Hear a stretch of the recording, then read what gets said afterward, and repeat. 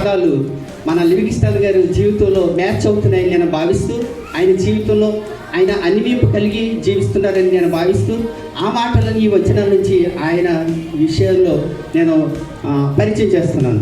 Is the man of the humility. మొట్టమొదటిగా నేను ఆయనలో గమనించింది ఏంటంటే మ్యాన్ ఆఫ్ ది హ్యూమిలిటీ అంటే దాని గురించి చెప్పాలంటే ఇతరులను మనకంటే యోగ్యులుగా ఎంచుకోవటం, not being proud, think you are better than others, ఇతరుల కంటే ఎక్కువగా ఊహించుకొనకుండుట, అంటే ఇతరులను మనకి జీవితంలో ప్రయారిటీ ఇచ్చేవారుగా ఉండాలి. రెండోదిగా చూసినట్లయితే man of humble, not showing ego లేదా ప్రియారిటీ టు అదర్స్, ఇతరులకు ప్రాధాన్యత ఇవ్వటం అనేది ఈ యొక్క హంబుల్నెస్లో డెఫినేషన్ చూస్తూ ఉంటాం. మూడోదిగా చూసినట్లయితే ఇది మ్యాన్ ఆఫ్ ది సబ్మిషన్ అంటే ఒబేయింగ్ టు ది ఆర్డర్, ఒకరి చేత ఇవ్వబడిన ఆ యొక్క ఆర్డర్కు విధేయత చూపి దాన్ని నెరవేర్చడమే ఈ యొక్క సబ్మిషన్ అనే పదాన్ని చూస్తాం. యేసుక్రీస్తు వారు కూడా ఈ యొక్క లక్షణాలన్నీ కలిగి చదవబడిన లేఖనాల ప్రకారము తండ్రికి విధేయత చూపిన వాడిగా ఉన్నట్టుగా చూస్తూ ఉంటాం.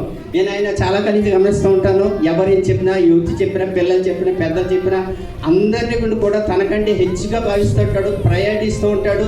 అన్నిటికంటే ముఖ్యంగా గుడ్ రిలేషన్స్ కలిగి ఉంటూ ఉంటాడు. నేటి ఆయన పరిచర్యకు సమర్పించుకుని తండ్రి యొక్క అడుగుచాడల్లో యొక్క సియోను సంఘం పక్షంగా ఆయన పనిచేస్తున్నారంటే అది నాకు చాలా సంతోషకరమైన విషయం. అందు గురించి ఆయన నేను గణపరచాలని, గౌరవించాలని మీ అందరి సమక్షంలో ఆయన పక్షంగా ఈ మాటలు చెప్పండి. Man of the humility, man of the humble and man of the submission.